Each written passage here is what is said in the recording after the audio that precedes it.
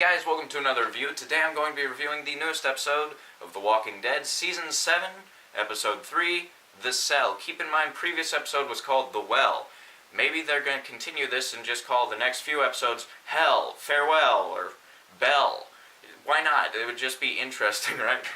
I'm not sure why they put these two together, The Cell and The Well, but maybe that's just a coincidence. I don't know. But it's a fitting name for this episode because Daryl spends most of this time in the cell. Well, technically it's more like a pantry that's kind of converted into a cell, but it fits. To each their own. Okay, so I really did like this episode. I feel like, though there wasn't much fun and enjoyment so much, it was intriguing, interesting, and it stayed true to everything that we know in this Walking Dead universe. And basically, just overall, I'm going to give this an 8.5 out of 10, because I really did like it. It's not perfect. There's, of course, maybe just a few falling downs, but overall, I think it was really good. Okay, let's talk about the good in this episode. Basically, I think Jeffrey Dean Morgan knocked it out of the park in this episode, too. He's just really, he is Negan at this point. And now I read the comics, and Negan there, I just imagine as the Negan from the show. They are one now. He does an amazing job. I just can't help but admit it. He's likable and scumbaggy, and you hate him, but you like him at the same time. It's a love-hate relationship with a character that's really horrible. I mean, imagine if they got a terrible actor for this character. You would want him dead immediately. There wouldn't be one inkling in you saying, this guy's too interesting, you can't kill him off. No, you'd just be like, kill him off right now. Like, imagine if they got the actor who played Dwight to play Negan. You'd be like, oh, ugh. And I mention that because one of the falling downs in this episode is Dwight. I feel like he's not likable.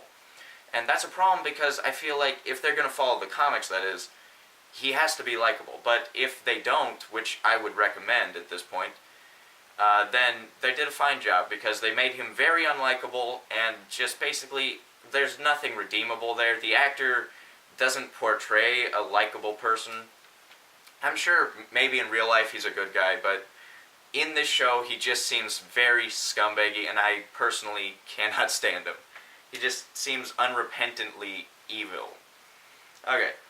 Other good things, I think Daryl staying true to Daryl, that was good. He is a very strong-headed person. He's very opinionated, so he's going to go with what he feels is right, whereas Rick would be more smart, and he has conformed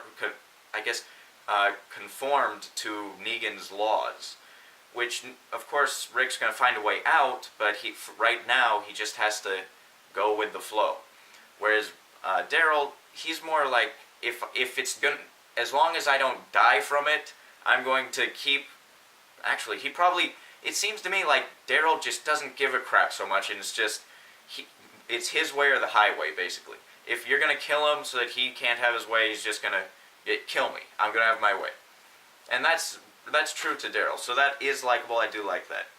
And then, just basically, I like that conversation that Negan has with Dwight where he mentions Dwight's balls being bitten by Eugene. That whole conversation there was it was an LOL moment. Completely laugh out loud.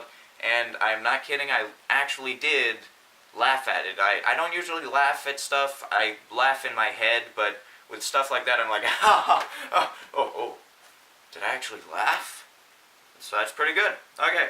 Now let's just talk about the episode in general, basically what happens. So we see the process of what it takes just for Dwight to have a great sandwich is kicking people around. You see in the background, dude gets beaten to death and he has to mark down that another guy's gone.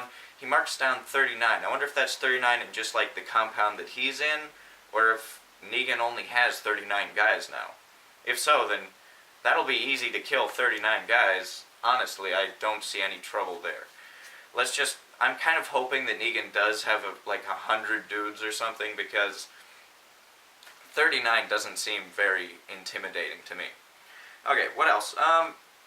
After that, he basically goes up to where Daryl is, and we see that Daryl is a naked, little wretched, little thing. He's a little thing in the corner of a cell, and he's getting fed dog food sandwiches.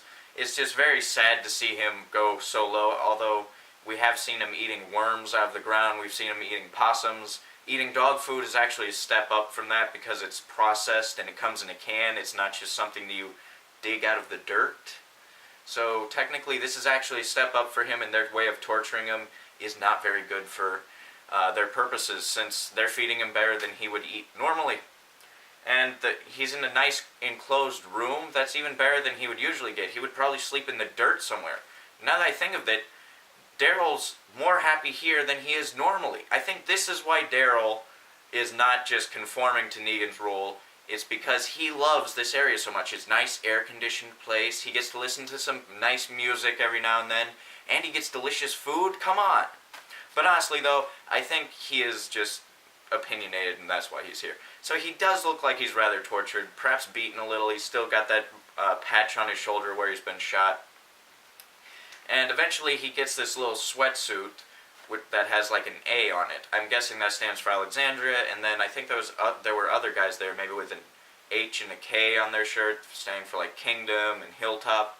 I don't think there are any other communities, just these three: Kingdom, Hilltop, and Alexandria. So I don't think they're going to have any other of those flying around. If so, then that would be interesting. Okay, what else we got? So basically after that we see, let's see, when Dwight takes Daryl out to get him checked up at the little doctor station that they have, he runs into his wife, Sherry, or ex-wife at this point, technically, I guess, Negan's new wife, and she was checking up to see if she's got pregnant, and it seems to me like Negan wants her to be pregnant, like he was planning on just repopulating the earth or something, I guess. And that's very Negan-esque. That's pretty true to his character. But when we see this, it seems like Sherry is actually, throughout this episode, I get the idea that she's more of sacrificing herself for Dwight here, whereas in the comics, she was more doing it just to go along to get along, so she could be with the top dog. It was more of a hookerish type thing, whereas here it's more of a slave type situation. It's just very, I feel sorry for her, and she seems to like Daryl, so perhaps a love interest will be there. She can go off with Daryl, and then Dwight can go die somewhere. Honestly, just, in the comics I love Dwight. Dwight is a great character, even though he has some flaws. In the show, just, I feel like he's irredeemable. Especially if you've seen this newest episode, which I am reviewing after this. Then you know that he's just a scumbag, and honestly I can't stand him. Okay.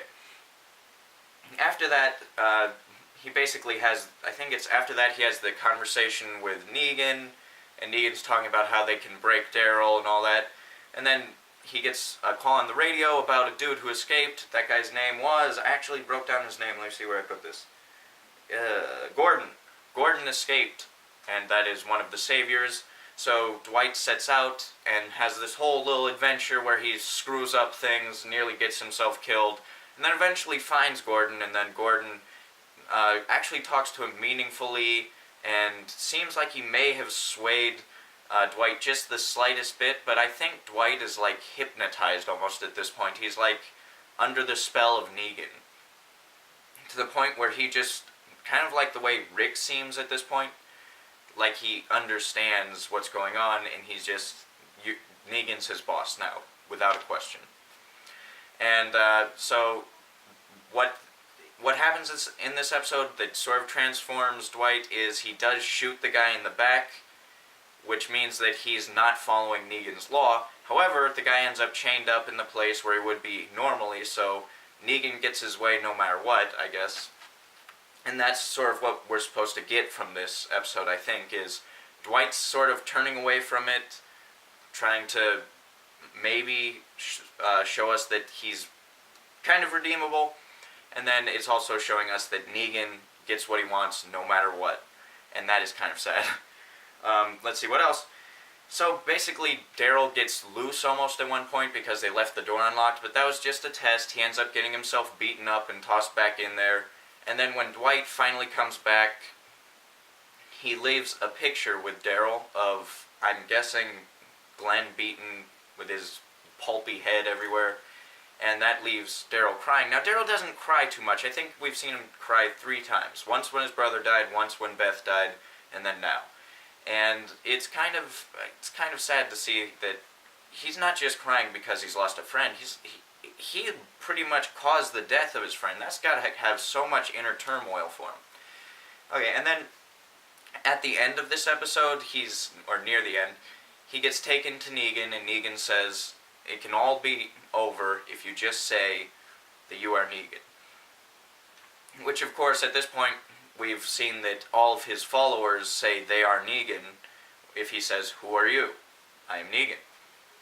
And Daryl refuses. He says, I'm Daryl. And, of course, that just gets him tossed back into the hole, and Dwight is, calling him an idiot. But Daryl says that he understands why Dwight did it because he was doing it for someone else. But Daryl can't do that because it's just him. Which I think is kind of a bad thing to say, because that then tells Dwight that they need to capture one of the Alexandrians and threaten them to get Daryl to conform to their rules. I'm just spitballing here. It seems like that's what should happen, but maybe Dwight's not going to do that because he understands that Daryl is the right here. He's a nice guy. He's just overall better man than Dwight. But I don't know. We'll see how that all turns out, basically. And then at the end we see Gordon as a walker in that little fence area, and then that's all. So, what do you guys think about this episode of The Walking Dead? Did you like it? I liked it quite a bit. What do you think of my review? Make sure to like, comment, share, and subscribe, and stick around for the next one. I'll see you guys. Peace.